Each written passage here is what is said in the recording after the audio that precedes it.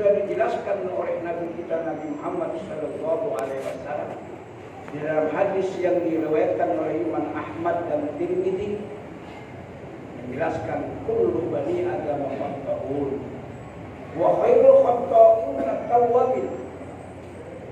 Setiap anak Adam, kita ini manusia, laki, perempuan, tua, muda, pasti mempunyai kesalahan. Pasti ada dosanya. Ini bukan mungkin, tapi pasti. Kullu bani Adam, setiap anak Adam pasti punya salah. Tapi kita tidak pesimis. Sebab dilanjut hadis itu, orang yang baik menurut pandangan Allah dan Rasulnya adalah orang yang punya salah, punya dosa, dan dia mau bertobat. Oleh karena itu sudah sewajarnya untuk menjalani di tahun yang baru ini kehidupan kita harus memperhitungkan, harus punya timbangan. Sebab ini perintah, hasibu qabla an tuhasabu. Hitunglah, bukan dihitung hartanya, bukan dihitung kekayaannya, bukan. Hitunglah amal perbuatan yang engkau telah lakukan. Apakah tahun kemarin itu kau banyak berbuat ibadah, beramal soleh, berkebajikan, atau sebaliknya justru banyak maksiat dan kemungkaran yang dilakukan? Hitung, coba kita yang hanya tahu, oh iya, saya pernah dulu melakukan kejahatan, kemungkaran. Kita yang tahu dengan Allah Subhanahu wa Ta'ala. Dan ini perintah sebelum kita kelak diperiksa oleh Allah di hadapan Rabbul Jalil, sebelum kita nanti mempertanggungjawabkan apa yang kita kerjakan di dunia selama hidup ini. Sekarang ini kita diperintahkan untuk menghitung. Apa maksudnya kita untuk menghitung itu? Diingatkan kita untuk kembali mengevaluasi itu. Tidak lain untuk memperbaiki. Kalau ternyata setelah diingat-ingat, waktu yang telah lewat itu banyak digunakan untuk beribadah, banyak untuk beramal soleh, banyak kebajikannya, kita termasuk orang beruntung. Dan itu semua harus dipertahankan.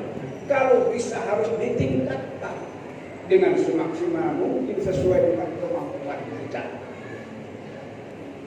Tapi kalau sebaliknya, hari kemarin, bulan kemarin, tahun kemarin itu justru banyak waktu yang digunakan untuk bermaksiat, banyak yang digunakan untuk memperbuat kemungkaran.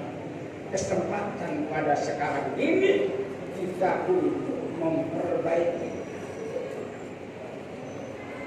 Kesempatan inilah kita untuk memperbaiki. Dengan jalan kita bertobat kepada Allah Subhanahu wa Ta'ala, banyak baca istighfar, mohon ampun kepada Allah Subhanahu wa Ta'ala. Kemudian dari mohon ampun dan banyak istighfar itu disertai dengan amal-amal soleh, dengan amal-amal yang baik. Karena amal soleh, amal baik itu bisa menghapus amal yang buruk yang telah kita lakukan, sesuai dengan firman Allah Subhanahu wa Ta'ala di dalam surat Al-Hud ayat 114. A'udzubillahi minasyaitonir rajim.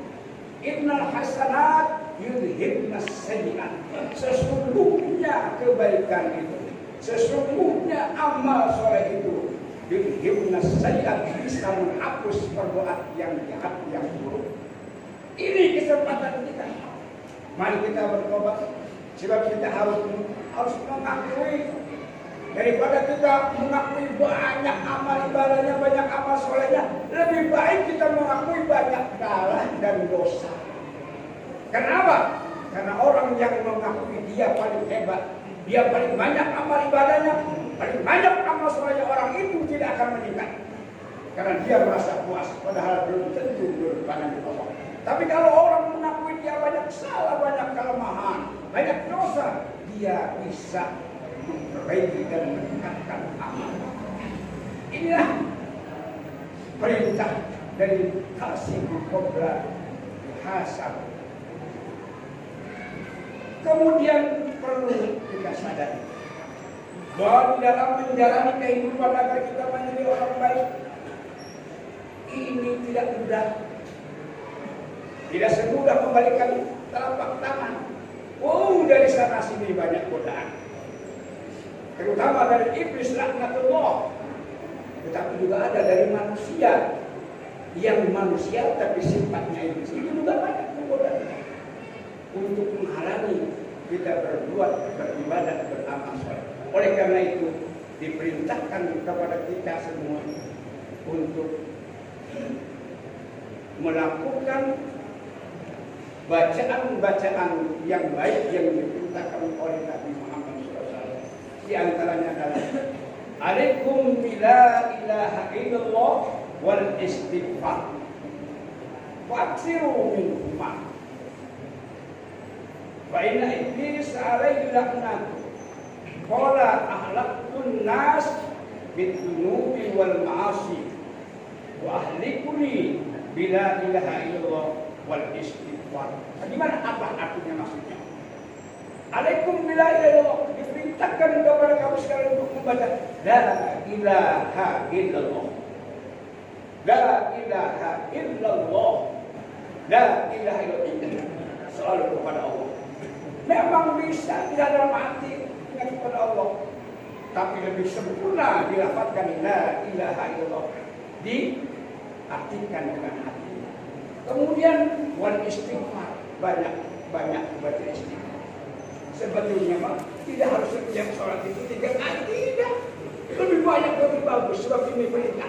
Tapi kebiasaan kita 3 kalau lebih dari itu sudah suwi amat jadi imam dibaca istighfar. Salah gitu. Sebenarnya keuntungan untuknya. Di sini diperintahkan faksiru, perbanyaklah la ilaha illallah. Istighfar itu perbanyak minhuma keduanya. Baik la ilaha illallah maupun astagfirullah diperbanyak. Oleh karena itu setiap sholat setelah selesai sendiri memperbanyak. Takut kalau ngajak orang mah terganggu. Kita sendiri, wah 100 kali, 1000 kali la ilaha illallah dan istighfar itu. Sebab ini adalah keuntungan untuk kita untuk menjadikan benteng iman kita agar setan iblis laknatullah tidak akan mengganggu kepada kita. Diperintahkan. Mengapa sampai perintahkan begini Nabi Muhammad? Wa inna iblis alaihi laknatullah. Qala, sesungguhnya iblis yang telah dilaknat oleh Allah itu telah berbicara di hadapan Nabi Muhammad. Ahlakun nas bidunubi wal ma'asi.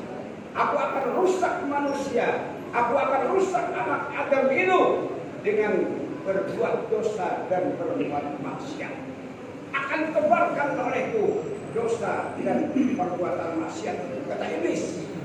Tapi dia jujur. Iblis juga mengakui kelemahan dan jujur. Wa ahlikuni bila ilaha illallah wal istighfar. Tapi aku akan lemah. Aku tidak mampu untuk membinasakan Adam. Aku tidak mampu untuk menghancurkan anak Adam. Kalau ia mendawamkan, membiasakan bacaan la ilaha illallah dan istighfar. Itulah sebabnya setiap sholat diperintahkan duduk sebentar untuk baca la ilaha illallah dan istighfar. Dan lebih banyak lebih baik. Dan untuk kesempatan itu silakan masing-masing setelah bubar dari apa namanya wiridan. Kalau misalnya kita banyak orang baca seminggu barangkali besoknya udah kapok lagi. Istighfar banyak kapok lagi. Padahal ini sudah jelas diperintahkan untuk keuntungan kita dalam rangka membentengi iman kita. Tapi manusia biasanya sing cepat baik pengen. Yang lebih cepat itu yang dicari. Iya.